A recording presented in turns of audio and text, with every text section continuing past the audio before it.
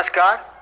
आज हम एनसीईआरटी की क्लास 11th केमिस्ट्री चैप्टर 2 के बारे में जानेंगे। चैप्टर 2 है स्ट्रक्चर ऑफ एटम या परमाणु की संरचना। इस चैप्टर को पढ़ने के बाद और इसको समझने के बाद हम कई बातें जान पाएंगे जो परमाणु की संरचना के संदर्भ में है। जैसे कि 16वीं सदी और 18वीं सदी तक परमाणु की संरचना के बारे में क्या अवधारणा थी, 18वीं शताब्दी में परमाणु की संरचना को लेकर क्या क्या प्रयोग हुए, उसकी किस प्रकार की संरचना बनाई गई और उसके बाद 19वीं शताब्दी में फिर परमाणु की संरचना को लेकर क्या और परिवर्तन हुए। आप जानते हैं आज हम गॉड पार्टिकल तक पहुंच चुके हैं, लेकिन पहले इसके बारे में किस प्रकार की संरचना थी, क्या क्या इसके बारे में बताया गया, वह हमें यहाँ पर पढ़ना है। एक बात और देखें यहाँ पर, जैसे कि हम छोटी कक्षाओं में पढ़कर आए हैं कि विज्ञान क्या है, तो कहते हैं कि तथ्यों के क्रमबद्ध ज्ञान को विज्ञान कहते हैं। तो यहाँ भी हम देखेंगे इस चैप्टर में कि एक क्रमिक रूप से परमाणु की संरचना के मॉडलों का विकास हुआ। अगर आप देखेंगे कि पहले डाल्टन ने किस प्रकार की परमाणु संरचना दी, उसके बाद थॉमसन ने क्या कहा, फिर रदरफोर्ड ने किस प्रकार का मॉडल दिया, बोर ने किस प्रकार का मॉडल दिया, ये सब हम जान पाएंगे। एक और विशेषता जो इस चैप्टर की है वह हमें ध्यान से देखनी है। एनसीएफ 2005 की अगर साइंस के पोजीशन पेपर की बात करें तो वहां हमें कुछ वैलिडिटीज मिलती हैं, कुछ वैधताएं बताई गई हैं। जैसे कंटेंट वैलिडिटी है, विषय वस्तु वैधता, as appropriate validity, environmental validity. तो वहीं पर एक इंपॉर्टेंट बात आती है हिस्टोरिकल वैलिडिटी, यानी कि ऐतिहासिक वैधता। इस ऐतिहासिक वैधता में ये लिखा गया है कि अगर आज हमारे सामने हमारे समक्ष जो विज्ञान है, केवल उसको जानने के बजाय इससे पूर्व इतिहास में विज्ञान का कैसे विकास हुआ, या इसे हम परमाणु संरचना के बारे में बात करें कि हमें इसके पास हिस्ट्री को भी जानना पड़ेगा, जिससे कि हमें पूरी समझ बनेगी कि परमाणु की संरचना किस प्रकार की है और कैसे कैसे छोटे छोटे प्रयोगों के द्वारा और फिर नए हम आज जिस आयाम तक पहुंचे हैं कि परमाणु की संरचना किस प्रकार विकसित हुई है। तो हिस्टोरिकल वैलिडिटी को लेकर भी यह चैप्टर बहुत इंपॉर्टेंट हो जाता है। अगर हम बात करें परमाणु की संरचना के बारे में, तो सबसे पहले भारतीय वैज्ञानिक कणाद की, तो उन्होंने कहा था कि वह कण वह छोटे से छोटा है जिसमें पदार्थ के सभी गुण विद्यमान रहते हैं। डाल्टन के अनुसार परमाणु एक ग्रीक शब्द है जिसका अर्थ है अविभाज्य, अर्थात वह अंतिम कण जिसे विभाजित नहीं किया जा सकता है। इसका मतलब क्या हुआ कि डाल्टन ने कहा कि पदार्थ के वह छोटा से छोटा कण जिसमें उसके सभी गुण विद्यमान रहते हैं वह परमाणु कहलाता है, और इस परमाणु के द्वारा ही सभी रासायनिक अभिक्रियाएं संपन्न होती हैं। तो डाल्टन का जो परमाणु सिद्धांत था वो द्रव्यमान संरक्षण नियम और निश्चित अनुपात नियम, स्थिर अनुपात नियम, इन सब पर आधारित था। यानी कि इन तीनों नियमों की यह बहुत अच्छी प्रकार व्याख्या करता है। जैसे समझने का प्रयास करें कि द्रव्यमान संरक्षण का नियम क्या है। द्रव्यमान संरक्षण का नियम यह है कि अगर अभिकारक मिलकर उत्पाद बना रहे हैं, रिएक्टेंट किस में कन्वर्ट हो रहे हैं, प्रोडक्ट में कन्वर्ट हो रहे हैं, जो रिएक्टेंट का मास है वह अभिक्रिया के उपरांत या रिएक्शन के बाद में प्रोडक्ट का मास भी या उत्पाद का द्रव्यमान भी उतना ही होना चाहिए। ये द्रव्यमान संरक्षण का नियम कहलाता है। इसी प्रकार निश्चित अनुपात का नियम, स्थिर अनुपात का नियम। तो ये जो डाल्टन का परमाणु सिद्धांत था ये इन नियमों की अच्छी तरह से व्याख्या करता था या इन नियमों पर आधारित था। इसके अनुसार प्रत्येक तत्व बहुत छोटे छोटे कणों से मिलकर बना है जिन्हें परमाणु कहते हैं। एक तत्व के परमाणु समान परंतु दूसरे तत्व के परमाणुओं से भिन्न होते हैं। अब इसको समझने की कोशिश करें कि जैसे मानो कोई एक तत्व है, मान लीजिए हाइड्रोजन या ऑक्सीजन या नाइट्रोजन, तो हाइड्रोजन के जितने भी एटम होंगे वो आपस में समान होंगे, ऑक्सीजन के जितने भी एटम होंगे वो आपस में समान होंगे, नाइट्रोजन के जितने भी एटम होंगे वो आपस में समान होंगे। लेकिन ऑक्सीजन का एटम हाइड्रोजन और नाइट्रोजन या अन्य किसी तत्व के एटम से भिन्न होगा। इसी प्रकार से हाइड्रोजन का एटम ऑक्सीजन, नाइट्रोजन या अन्य किसी तत्व से भिन्न होगा। तो एक तत्व के परमाणु आपस में समान होते हैं परंतु दूसरे तत्व के परमाणु से भिन्न होते हैं। और एक ये कि परमाणु को आगे विभाजित नहीं किया जा सकता है। ये डाल्टन की बात थी। डाल्टन ने कहा था कि परमाणु को आगे विभाजित नहीं कर सकते हैं और तत्व में परमाणु अभिक्रिया में भाग लेते हैं और अणु का निर्माण करते हैं। तो उन्होंने ये कहा कि जो अभिक्रिया में भाग ले रही है इकाई वह परमाणु है। परमाणु आपस में अभिक्रिया करते हैं और अणुओं का निर्माण करते हैं। ये सभी बातें किसमें कहलाती है? डाल्टन के परमाणुवाद का सिद्धांत कहलाता है या इसको डाल्टन का सिद्धांत भी कहते हैं। तो इस सिद्धांत से हमें स्पष्ट समझ में आ रहा है कि डाल्टन ने परमाणु को एक ऐसी इकाई के रूप में माना था जो अविभाज्य थी, जिसको आगे विभाजित नहीं किया जा सकता था। इलेक्ट्रॉन की खोज, अब इसको आप थोड़ा सा समझने का प्रयास करें यहां पर कि डाल्टन तक तो ये माना था कि परमाणु एक अविभाज्य कण है और यह निरावेशित होता है, इस पर कोई आवेश नहीं है। फिर क्या हुआ कि विलियम क्रुक्स ने एक प्रयोग किया जिसको हम डिस्चार्ज ट्यूब एक्सपेरिमेंट भी कहते हैं, विसर्जन नलिका प्रयोग भी कहते हैं। इस विसर्जन नलिका प्रयोग में विलियम क्रुक्स ने क्या किया कि एक डिस्चार्ज ट्यूब ली, एक विसर्जन नलिका ली, उस विसर्जन नलिका में एक उन्होंने वैक्यूम पंप लगा दिया, निर्वात पंप, जिससे उसकी सारी वायु को बाहर निकाल लिया। उसमें 2 इलेक्ट्रोड फिक्स कर दिए, 2 इलेक्ट्रोड लगा दिए और कोई एक गैस भर दी। और फिर गैस उसमें भरने के बाद में उन्होंने बहुत कम उसका प्रेशर रखा, दाब बहुत कम रखा, 0.01 मिलीमीटर, और उस पर जो अप्लाइड वोल्टेज था वो था जो 10,000 वोल्ट। मतलब जो विभव था, प्रयुक्त विभव, वो बहुत अधिक, दाब बहुत कम था। विसर्जन नलिका को काम में लिया, 2 इलेक्ट्रोड लगाए उसमें और उसमें गैस भर दी और फिर उन्होंने उसको प्रयोग को देखा।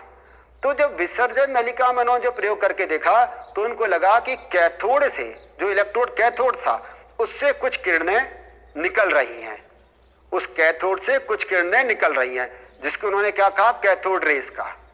समझने की कोशिश करें, 2 इलेक्ट्रोड लगे हुए हैं, उन इलेक्ट्रोड से क्या है? रेज निकल रही हैं। पता कैसे चला वो कैथोड से निकल रही हैं? कि इस एनोड के पीछे उन्होंने क्या किया? एक जिंक सल्फाइड का एक कर्टेन या पर्दा लगा दिया या कोई फ्लोरोसेंट लगा दिया। ठीक है, अब क्या हुआ कि ये जो यहां से कैथोड से रेज निकली वो उस फ्लोरोसेंट कर्टेन पर, उस पर्दे पर उन्होंने सेंटिलेशन या उसमें निशान छोड़े। या दूसरा क्या कि इस जो एनोड थी उसकी छाया उस पीछे बन रही थी उस पर्दे पर, तो उससे ये पता चला कि ये जो किरणें निकल रही हैं कहां से निकल रही हैं? ये कैथोड से निकल रही हैं। कैथोड से ये किरणें निकलकर और वो एनोड की तरफ जा रही हैं। फिर दूसरा उन्होंने क्या किया? इस पर उन्होंने इलेक्ट्रिकल फील्ड अप्लाई कर दिया, विद्युत क्षेत्र लगा दिया। तो विद्युत क्षेत्र लगाने से क्या हुआ? ये जो किरणें थी वो धनावेशित प्लेट की ओर मुड़ गई। कहां मुड़ गई वो किरणें? धनावेशित प्लेट की ओर या पॉजिटिवली चार्ज प्लेट की तरफ चली गई। उन्होंने इसके बीच में क्या किया? पेडल लगा दिया, पेडल व्हील, है ना, और पेडल व्हील लगाने से वो पेडल व्हील घूमने लगा। तो फिर ये बात आई कि डाल्टन ने तो कहा था कि परमाणु एक निरावेशित कण है, इसको आगे विभाजित नहीं किया जा सकता है, तो इसमें फिर कुछ ना कुछ आवेश अवश्य है जो ये धनावेशित प्लेट की ओर मुड़ा। इसमें मास है जो उसने क्या किया? पेडल व्हील को घुमा दिया और ये एनोड की तरफ जा रही है। तो उन्होंने कहा इसका मतलब ये जो प्रयोग किया उन्होंने, उससे निकला कि निश्चित रूप से इसमें से कुछ किरणें बाहर निकलती हैं, जिसको उन्होंने क्या कहा? कैथोड रेस कहा। 20वीं सदी में अनेक अवपरमाणविक कणों की खोज हुई, अर्थात अनेक सब एटॉमिक पार्टिकल्स की खोज हुई। माइकल फैराडे ने कैथोड किरण नलिका में विद्युत विसर्जन को निम्न दाब तथा उच्च विभव पर प्रेक्षित किया। कैथोड से एनोड की ओर जाने वाली किरणों को कैथोड किरण कहा और ऋणावेश युक्त कणों को थॉमसन ने नेगेट्रॉन कहा। स्टोने ने नेगेट्रॉन का नाम परिवर्तित कर उन्हें इलेक्ट्रॉन कहा। इलेक्ट्रॉन का विशिष्ट आवेश कैथोड किरण नलिका में भरी गैस की प्रकृति तथा प्रयुक्त इलेक्ट्रॉनों पर निर्भर नहीं करता है, अर्थात सभी परमाणुओं में उपस्थित इलेक्ट्रॉन समान होते हैं। इसको समझें। देखो, जो उन्होंने विद्युत विसर्जन नलिका का प्रयोग किया था, उस विद्युत विसर्जन नलिका में उन्होंने गैस भरी थी, निम्न दाब और उच्च विभव लगाया था, और फिर उन्होंने देखा था कि ये किरणें कहां से निकल रही थी, कैथोड से निकल रही थी। इसका नाम दिया उन्होंने कैथोड किरण। अब उन्होंने गैस को परिवर्तित कर दिया, एक गैस को हटाया, दूसरी गैस भर दी, तब भी यही इसी प्रकार के प्रेक्षण उन्हें मिले। इसका जो आवेश था वो भी यही मिला। तो फिर उन्होंने कहा कि जो इसमें गैस भरी है उसकी प्रकृति पर ये कैथोड किरणें निर्भर नहीं करती हैं। बात समझ में आ रही है? इसमें कोई सी भी गैस भरो, कैथोड किरण की प्रकृति यही रहती है, ये कैथोड किरण की प्रकृति इस पर निर्भर नहीं करती है। और थॉमसन ने फिर क्या किया, E/me की वैल्यू निकाली।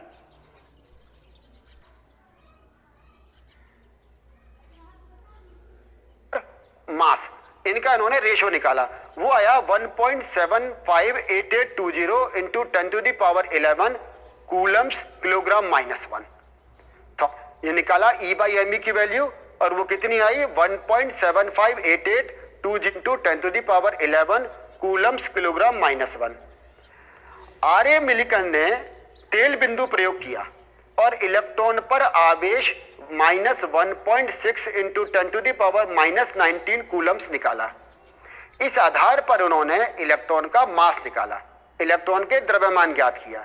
देखो, पहले तो क्या हुआ था कि E/me की वैल्यू निकाल ली थी, वो तो कितनी आई थी, 1.758820 इंटू 10⁻11 कूलम्स किलोग्राम -1। और मिलिकन ने क्या किया, ऑयल ड्रॉप एक्सपेरिमेंट से या तेल बिंदु प्रयोग से इसका आवेश का मान निकाला, और वो आवेश कितना आया, 1.6022 इंटू 10⁻19 कूलम्स।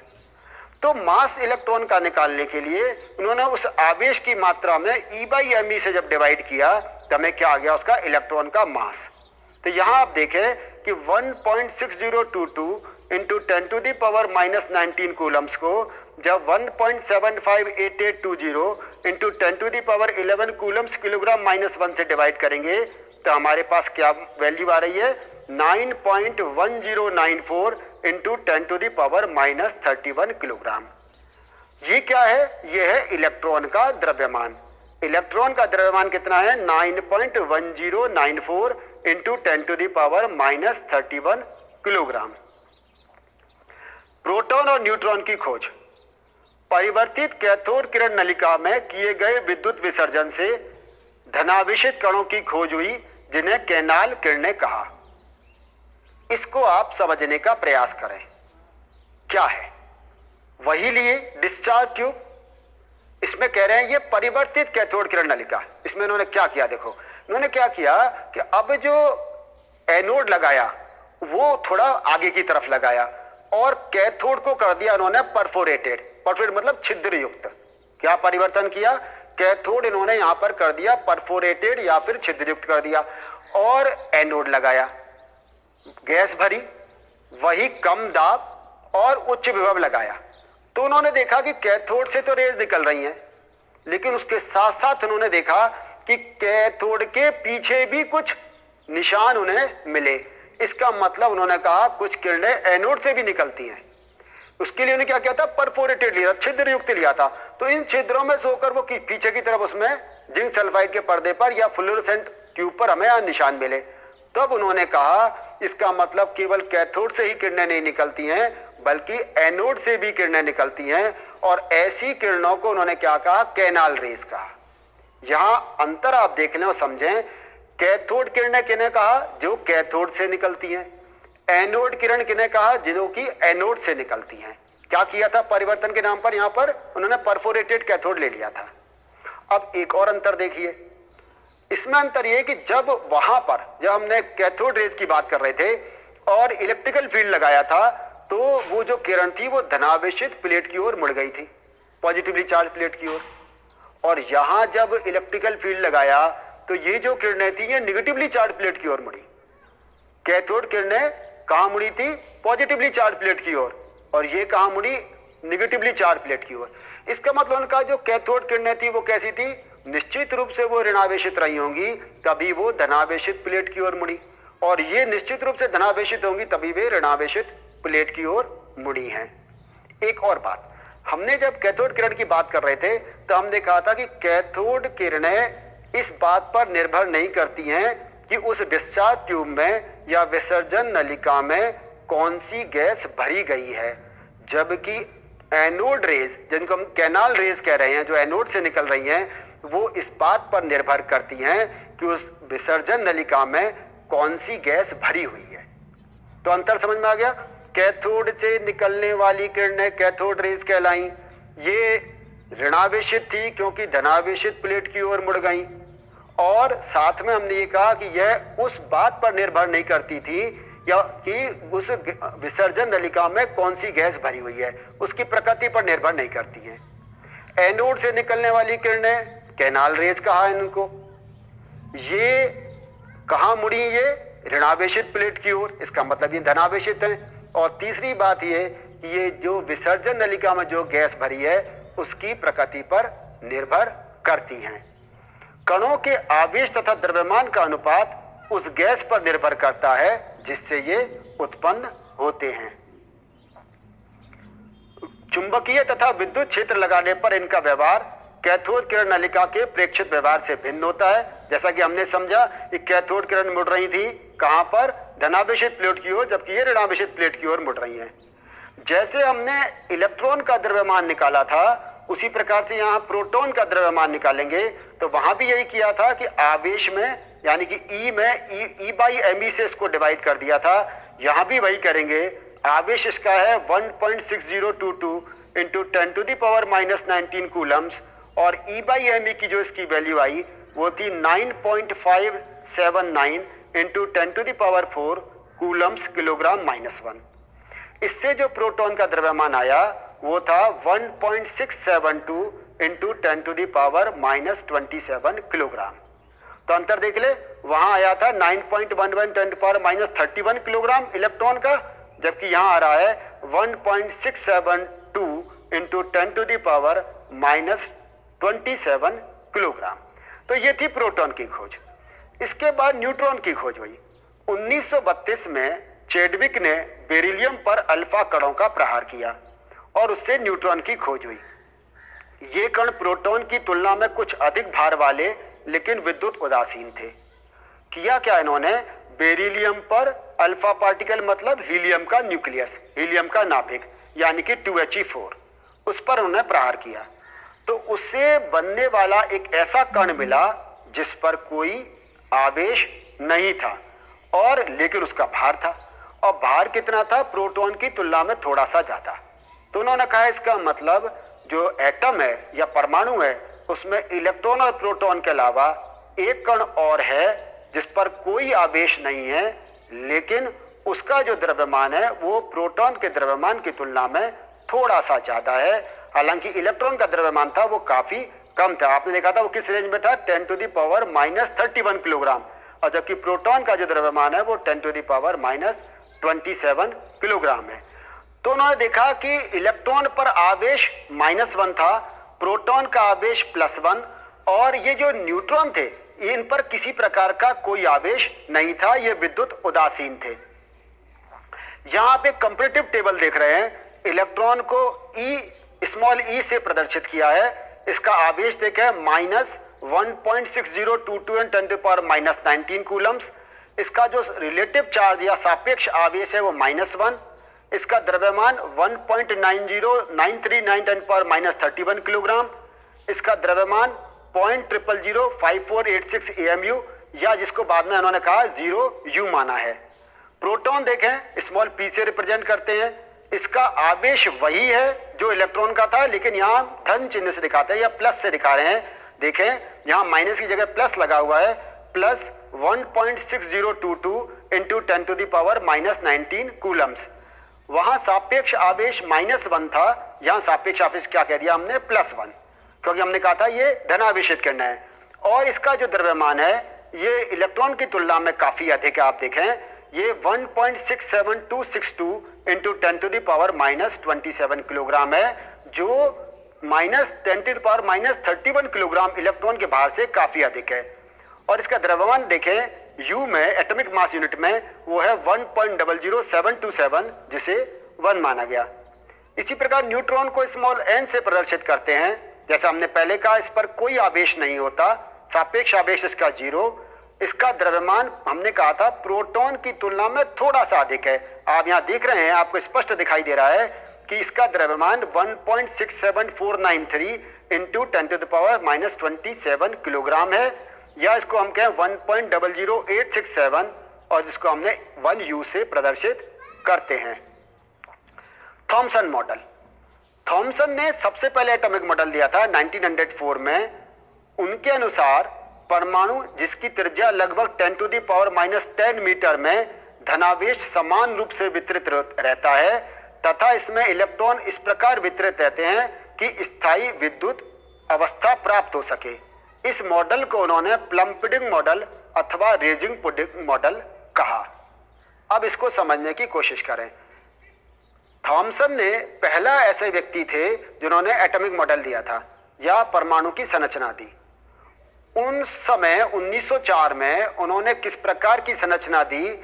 उन्होंने कहा कि ये जो परमाणु है गोले के समान है, उसमें धनावेश या पॉजिटिव चार्ज पूरे में समान रूप से वितरित है और उसमें छोटे थोड़ी थोड़ी दूरी पर क्या है, इलेक्ट्रॉन एम्बेडेड है। कैसे समझे? उन्होंने कहा जैसे पूरा परमाणु हो गया तरबूज के समान, और उस तरबूज में जैसे छोटे छोटे बीज होते हैं वह इन्होंने बीजों को माना इलेक्ट्रॉन और पूरे तरबूज को क्या मान लिया, धनावेशित गोला परमाणु।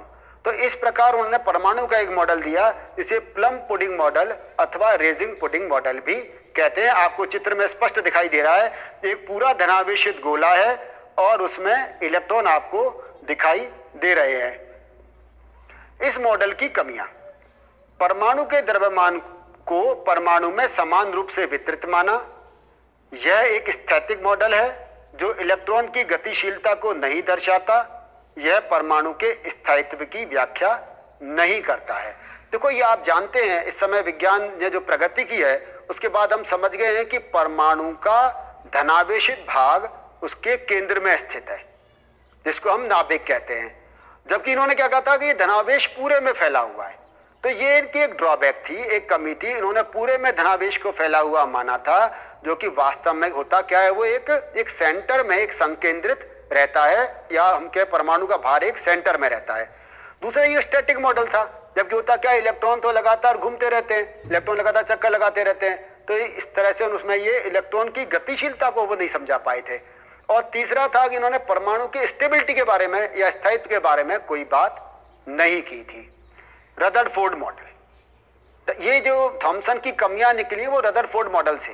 रदरफोर्ड ने क्या किया, एक गोल्ड लीफ ली, एक सोने की पत्ती बहुत पतली 100 नैनोमीटर वाली, और उस पर उन्होंने क्या किया कि अल्फा पार्टिकल का बम्बार्डमेंट कराया। अल्फा कणों का उन्होंने प्रहार किया। अल्फा कण आप जानते हैं क्या है, हीलियम के नाभिक को, हीलियम के न्यूक्लियस को अल्फा पार्टिकल कहते हैं।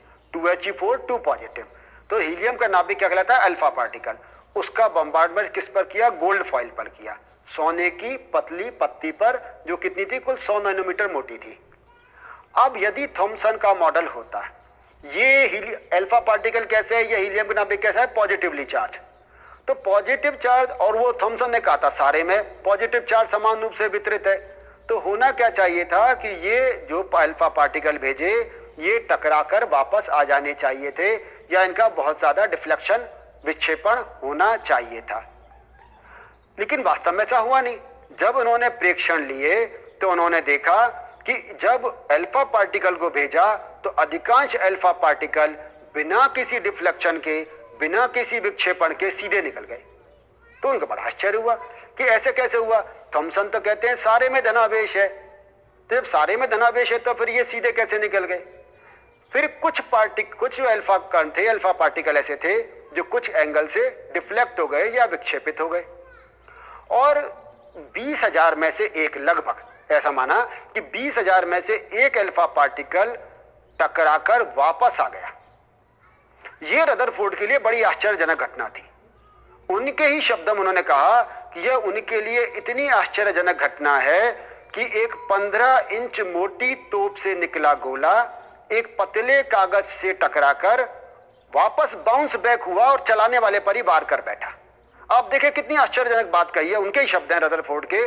उन्होंने कहा एक 15 इंच मोटी तोप से गोला निकला, एक पतले कागज से टकराए और टकराने के बाद उल्टा आ जाए और चलाने वाले पर वार कर बैठे। उन्होंने कहा ऐसा क्या है परमाणु में, ऐसा क्या है उसमें कि एक इतने ज्यादा एनर्जी वाले अल्फा पार्टिकल और फिर एक पतली सी सोने की पन्नी से टकराकर उनमें से एक कण बाउंस बैक हो गया। इसका मतलब उन्होंने कहा कि इसके परमाणु के सेंटर में कोई ना कोई एक ऐसी चीज अवश्य है जहां पर कि बहुत अधिक धनावेश इकट्ठा है और वो धनावेश इस धनावेश पे क्या पास गया। हम जानते हैं समान आवेश में प्रतिकर्षण होता है, इस कारण से वो टकराकर वापस आ गए। तो यहां देख उन्होंने कहा कि अधिकांश अल्फा कण 99.9% बिना विक्षेपित हुए निकल गए, कुछ कण बहुत कम कोण से विचलित हुए और बहुत कम कण लगभग 20,000 में से 180 कोण पर विक्षेपित हो गया। यह आप देख रहे हैं यहां पर अल्फा कणों का एक सोर्स आपको दिखाई दे रहा होगा, लेड प्लेट जिसमें से एक उन्होंने पार्टिकल को गुजारा अल्फा पार्टिकल को, और सेंटर में आपको एक क्या दिख रही है, सोने की पन्नी लगी हुई। चारों तरफ उसके फोटोग्राफिक प्लेट लगा दी है और फोटोग्राफिक प्लेट पर आप देख रहे हैं कि इस प्रकार से जब वो कण टकरा रहे हैं तो उनका सिंटिलेशन या उनका चिन्ह दिखाई दे रहा है। अब नीचे वाले डायग्राम को देखें तो अधिकतर तो जो अल्फा पार्टिकल्स हैं वो बिना टकराए हुए, बिना विक्षेपण के सीधे निकल गए। कुछ क्या हुआ, छोटे मोटे कोण से विक्षेपित हो गए और लगभग 20,000 में से एक ऐसा कण था जो वापस से बाउंस बैक हुआ और पुनः वापस आ गया। तो रदरफोर्ड मॉडल ने के निष्कर्ष क्या निकले, रदरफोर्ड ने क्या निष्कर्ष निकाला। उन्होंने कहा कि चूंकि अधिकांश अल्फा कण बिना विक्षेपण के सीधे निकल गए, इसका मतलब परमाणु का अधिकांश भाग रिक्त होता है। बात समझ में आ गई। उन्होंने क्या कहा, क्योंकि अधिकांश अल्फा कण बिना विक्षेपित हुए सीधे निकल गए थे, इसका मतलब परमाणु का अधिकांश भाग रिक्त है, वो किसी से नहीं टकराए। कुछ अल्फा कणों का विक्षेपण परमाणु में उपस्थित प्रतिकर्षण बल के कारण होता है, अर्थात परमाणु का आवेश एवं अधिकांश द्रव्यमान एक अति अल्प क्षेत्र में केंद्रित होना चाहिए, जिसे उन्होंने नाभिक कहा। तो जो बात हम समझ रहे थे यहाँ पर कि परमाणु का जो द्रव्यमान है वो सभी के सारा द्रव्यमान एक बहुत छोटे से क्षेत्र में, एक अति अल्प क्षेत्र में केंद्रित है, जहां से वो टकराकर वापस आए थे, और इसको उन्होंने क्या कहा, न्यूक्लियस या फिर नाभिक कहा। रदरफोर्ड मॉडल के एप्लीकेशंस या इसके अनुप्रयोग, नाभिक का आयतन परमाणु के आयतन की तुलना में बहुत कम होता है। यहां ध्यान देने को क्या कह रहे हैं ये कि परमाणु की त्रिज्या 10⁻⁻10 मीटर, जबकि नाभिक की त्रिज्या 10⁻⁻15 मीटर होती है। इसको एक इमेजिन करें, अब एक कल्पना करें कि एक क्रिकेट की एक बॉल रखी हुई है, उस बॉल को तो आप क्या मान लें, नाभिक या न्यूक्लियस मान लें, और उस जो परमाणु की त्रिज्या है एटॉमिक रेडियाई वो कितना माने, 5 किलोमीटर। अंतर देखो, क्रिकेट की छोटी सी बॉल वो तो केवल न्यूक्लियस हो गया, और परमाणु की त्रिज्या, मैं रेडियस की बात कर रहा हूं, वो कितनी है, 10⁵ किलोमीटर। आप सोचो कितना बड़ा परमाणु, उसकी तुलना में नाभिक बहुत छोटा है। त्रिज्याओं का अंतर देखो, 10⁻⁻10 मीटर परमाणु की त्रिज्या, और नाभिक की त्रिज्या कुल कितनी सी है, 10⁻⁻15 मीटर है। तो उन्होंने कहा कि नाभिक बहुत छोट परमाणु के बहुत छोटे से भाग में केंद्रित है। सारा जो इसका धनावेश है, सारा जो इसका द्रव्यमान है, अधिकांश द्रव्यमान, वो कहां पर केंद्रित है, वो एक छोटे से अल्प क्षेत्र में केंद्रित है, जिसको उन्होंने क्या कहा, नाभिक कहा। आप ये देखें यहां ध्यान से, RA/RN। RA का मतलब क्या है, रेडियाई, एटॉमिक रेडियाई या रेडियाई ऑफ एटम, और RN का मतलब क्या है, न्यूक्लियस की रेडियाई, नाभिक की त्रिज्या। तो एटम की रेडियाई कितनी, 10⁻⁻10 मीटर, और न्यूक्लियस की रेडियस हमने कितना बताया था, 10⁻⁻15 मीटर। तो इन दोनों का जब हम रेशियो निकाल कर देख रहे हैं तो कितना अंतर आ रहा है, 10⁵ मीटर का, यानी कि RA = 10⁵ RN, यानी कि जो न्यूक्लियस की रेडियाई का 10⁵ से मल्टीप्लाई करोगे तब जाकर क्या आएगी, एटम की रेडियाई आएगी। इसका 10⁵ टाइम्स एटॉमिक रेडियाई होती है। तो न्यूक्लियस एक बहुत छोटी सी आकार में, बहुत छोटी सी त्रिज्या में समाहित है, जबकि एटम का जो आकार होता है वो बहुत बड़ा होता है। नाभिक की त्रिज्या उसके अंदर न्यूक्लियॉन की संख्या के घनमूल के समानुपाती होती है। R is proportional to A⁴ अथवा R equal to R0 A⁴ centimetre. यहाँ A क्या है, द्रव्यमान संख्या है, यानी कि प्रोटॉन और न्यूट्रॉन की संख्या, और R0 एक कांस्टेंट है जिसकी वैल्यू है 1.33 इंटू 10⁻⁻13। और क्या निष्कर्ष निकले रदरफोर्ड मॉडल से? उन्होंने कहा नाभिक के चारों ओर इलेक्ट्रॉन वृत्ताकार पथों में, जिन्हें कक्ष कहते हैं, इनमें घूमते रहते हैं, और इलेक्ट्रॉन तथा नाभिक स्थिर विद्युत आकर्षण बलों द्वारा बंधे रहते हैं। समझने की कोशिश करें इन्होंने क्या क्या कहा। बाकी 2 पॉइंट क्या हैं? एक तो न्यूक्लियस के चारों तरफ इलेक्ट्रॉन घूमते हैं। न्यूक्लियस में तो क्या क्या है, प्रोटॉन और न्यूट्रॉन, जिनको मिलाकर क्या कहते हैं, न्यूक्लियॉन। समझें, नाभिक के अंदर प्रोटॉन और न्यूट्रॉन मिलाकर क्या कहेंगे उनको, न्यूक्लियॉन। और नाभिक के चारों तरफ क्या कौन घूम रहे हैं, इलेक्ट्रॉन घूम रहे हैं वृत्ताकार पथों में, और जिन वृत्ताकार पथों में घूमते हैं उन्हें कक्ष कहा। और इलेक्ट्रॉन और नाभिक का पॉजिटिव चार्ज, न्यूट्रॉन पर तो कोई चार्ज होता नहीं है, न्यूक्लियस पर में न्यूट्रॉन और प्रोटॉन है, न्यूट्रॉन पर कोई चार्ज है नहीं, और प्रोटॉन पर पॉजिटिव चार्ज है। उसके चारों तरफ जो इलेक्ट्रॉन घूम रहे हैं उस पर नेगेटिव चार्ज है। तो इलेक्ट्रॉन और न्यूक्लियस ये आपस में इलेक्ट्रोस्टैटिक फोर्स ऑफ अट्रैक्शन या स्थिर विद्युत आकर्षण बलों द्वारा बंधे रहते हैं। बोर के परमाणु मॉडल के विकास की पृष्ठभूमि, इसको समझने की कोशिश करें कि बोर का परमाणु मॉडल कैसे डेवलप हुआ। मैक्सवेल के अनुसार विद्युत आवेशित कणों को त्वरित करने पर एकांतर विद्युत तथा चुंबकीय क्षेत्र उत्पन्न होते हैं जो तरंगों के रूप में संचरित रहते हैं। इन्हें विद्युत चुंबकीय तरंग अथवा विद्युत चुंबकीय विकिरण कहते हैं। प्रकाश तरंगें दोलायमान विद्युत एवं चुंबकीय व्यवहार से संबंधित होती हैं। दोलायमान आवेशित कणों द्वारा उत्पन्न विद्युत एवं चुंबकीय क्षेत्र एक दूसरे के लंबवत होते हैं। ये दोनों तरंग संचरण की दिशा के भी लंबवत होते हैं। यहाँ बात को समझे। अब ये तरंग सिद्धांत की बात आ रही है, यहाँ उसको वेव के रूप में मानकर चल रहे हैं। तो उन्होंने कहा वेग मानो एक प्रोपोगेट कर रही है, एक तरंग गमन कर रही है, तो उस पर जो विद्युत क्षेत्र लगाया और उस पर जो चुंबकीय क्षेत्र लगाया ये एक दूसरे के लंबवत है, और ये जो तरंग जिस दिशा में गमन कर रही है उसके भी लंबवत है। मानो हम कहें ये जो वेव है वो एक्स डायरेक्शन में गमन कर रही है, आपको चित्र में दिखाई देगा वो एक्स डायरेक्शन में गमन कर रही है। तो विद्युत क्षेत्र वाई डायरेक्शन वाई कोऑर्डिनेट पर लगा दिया और मैग्नेटिक फील्ड लगा दिया इसके जेड कोऑर्डिनेट पर। तो इलेक्ट्रिकल फील्ड और मैग्नेटिक फील्ड आपस में भी परपेंडिकुलर है, और साथ में जो ये वेव प्रोपोगेट कर रही है इसके भी परपेंडिकुलर या इसके भी लंबवत होते हैं। विद्युत चुंबकीय तरंगों को संचरण के लिए किसी माध्यम की आवश्यकता नहीं होती है, यह निर्वात में भी गमन कर सकती है।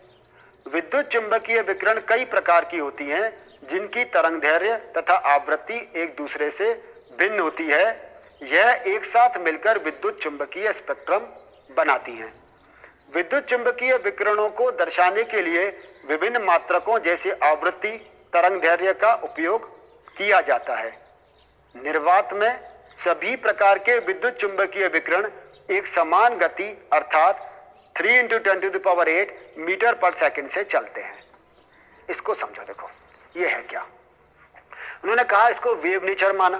किसका माना? तरंग प्रकृति माना। अब जब वेव नेचर माना तो इस वेव से एसोसिएटेड कुछ प्रॉपर्टीज होती हैं, तरंग से संबंधित कुछ गुण हैं। पहला हम क्या कहें, मानो तरंग दैर्घ्य, इसको वेवलेंथ भी कहते हैं। अब ये वेवलेंथ क्या है?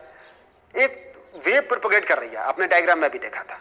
अब उसके या तो 2 सक्सेसिव मैक्सिमा, 2 क्रमागत उच्चिष्ट, या 2 सक्सेसिव मिनिमा, 2 क्रमागत निम्निष्ट, इनके बीच की दूरी को तरंग दैर्घ्य कहते हैं। या इसको एक प्रकार और कैसे परिभाषित करते हैं, distance travelled by a wave in a complete cycle. एक चक्र में किसी तरंग द्वारा, एक पूर्ण चक्र में किसी तरंग द्वारा तय की गई दूरी। तरंग ऐसे चली, वेव ऐसे चली और यहाँ चक्र पूर्ण हो गया, ऐसे ये चक्र पूर्ण हो गया।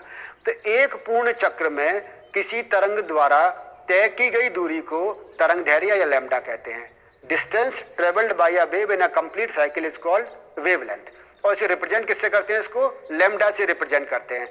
इसकी यूनिट है नैनोमीटर, एंगस्ट्रम या सेंटीमीटर। ये लेंथ है ना, हम कह रहे हैं ये क्या कर रही है? डिस्टेंस। और डिस्टेंस को किसमें नापते हैं? लेंथ से नापेंगे, तो उसमें नैनोमीटर या फिर जनरली इसको एंगस्ट्रम में रिप्रेजेंट करते हैं। दूसरी जो इसकी बात आ रही है वो है आवृत्ति, जो वेव से एसोसिएटेड प्रॉपर्टी है। आवृत्ति या इसको फ्रीक्वेंसी कहते हैं। तो फ्रीक्वेंसी को समझें यहाँ पर क्या है कि एक पर्टिकुलर पॉइंट है, उससे एक सेकंड में ऐसे कितने साइकिल्स पास हो गए, कितनी तरंग दैर्घ्य गुजर गई। बात समझ में आई? Number of cycles passing through a point in 1 second. एक सेकंड में एक बिंदु से गुजरने वाले तरंग दैर्घ्यों